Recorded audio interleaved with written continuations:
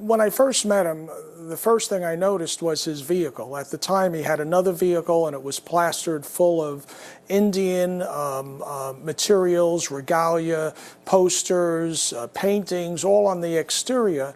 And I, of course, saw that as strange. Most people don't drive around with plastered vehicles. And I also recall he pulled out a scrapbook, and he immediately wanted to show me newspaper clippings, photographs of him with this exotic dancer or wrestler, or him bodybuilding. And I recognized very quickly that he suffered from certainly an identification issue as to who he was. He needed people to be impressed with him. He had issues of insecurity. I then began to realize that he also had what I considered lesser IQ, substantial emotional problems. He was like a 14-year-old in an adult's body, and the kind of arrests that he had were reflective of that, from steroid possession, which he used in order to help build up and try to be attractive to women, to falsifying a driver's license, where he took his own driver's license and changed only one symbol on it, the year of his birth, in order to indicate 10 years later, so he would look younger to women that he met. And these are very immature acts. And I still recall when I got the phone call when he was arrested for threatening Florida Power and Light Company. And that occurred when he was working with a laundry mat. He actually owned it, a small laundry mat. And the electricity was turned off. And he got so angry, he got on the phone, begged them to put it on. They wouldn't, started screaming. And then he blurted out, if I load up your office, I'm sure you would turn it on real quick. I could make it like worse than 9/11. And, they hung up on him. And of course, they called the police, who came and investigated, found no indications of bomb making, but they charged them with the threat. And when it went to court, the judge and the prosecutor saw it for what it was. He was someone who was sick. At that time, he clearly had no indications of carrying out such activities. It's now 16 years later. His sickness has obviously worsened over the years, and they put him on probation and gave him a break. Do you know, has he been seeking, has he sought any counseling? Did his family try to get him to seek any kind of counseling or any kind of medication for mental health issues? And I'm wondering, just as you do know him and you're representing the family, how did they see this latest incident? If in fact he's the person who sent these potentially explosive devices, how do you see this? Well, first, to speak to the counseling, his mother, Madeline, and his sisters have been urging him to get medical help for decades. He has always refused. He's become indignant, angry, someone who doesn't want to look at his problems. And in Florida, sadly, the laws don't allow compulsory medical treatment unless you're a clear danger to yourself or others. Now we have the evidence. Now we could get him Baker Acted. Now it's a little too late.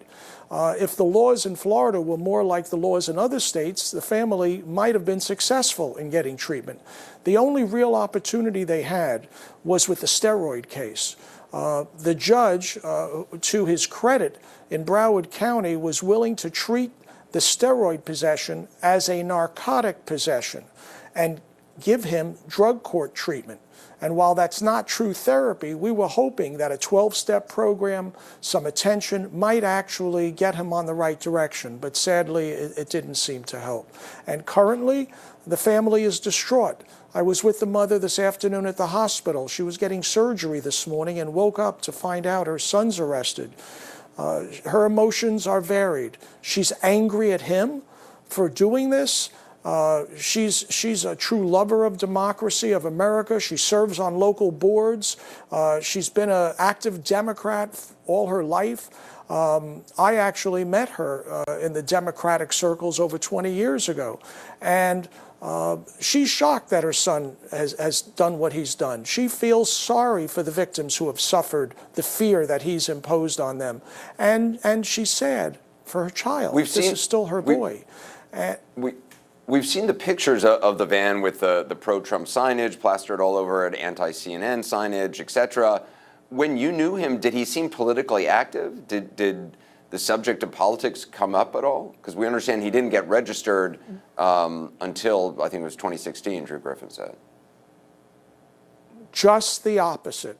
He had no interest in politics then. His mother confirmed to me he had never voted this afternoon. He never had an interest in any type of political issues. His interest was more bodybuilding,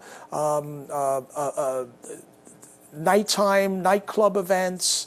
It was a lifestyle of a teenager, someone who didn't have their priorities in order.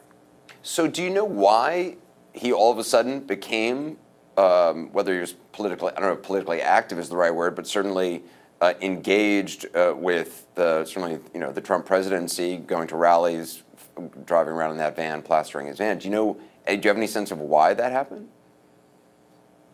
Well, I have my opinion. I mean, obviously, I don't know with certainty, but it's my opinion that he was attracted to the Trump formula of reaching out, Trump reaching out to these types of outsiders, people who don't fit in, people who are angry at America, telling them that they have a place at the table, telling them that it's okay to get angry. I believe that that was a motivating factor. Do I blame the president solely? No, this is a sick individual. I actually blame all of us. We have to start arranging for treatment of people when we start to see the problems. We don't have to wait for it to become violent. We're not socializing these people when we recognize signs like living in vans or doing stupid actions like threatening a power company. We need a socialization plan to work on these people that are outsiders. It doesn't require psychiatrists and expensive doctors. It requires community involvement. It's interesting, though. I mean, early on, you said he sort of embraced the idea that he was Native American, even though I believe there's no evidence. I mean, the family says that there's no evidence. I mean, he actually wasn't of Native American descent. But now, something about this last election that became the focus of whatever his resentment or anger or whatever his emotional problems were. That's what you believe.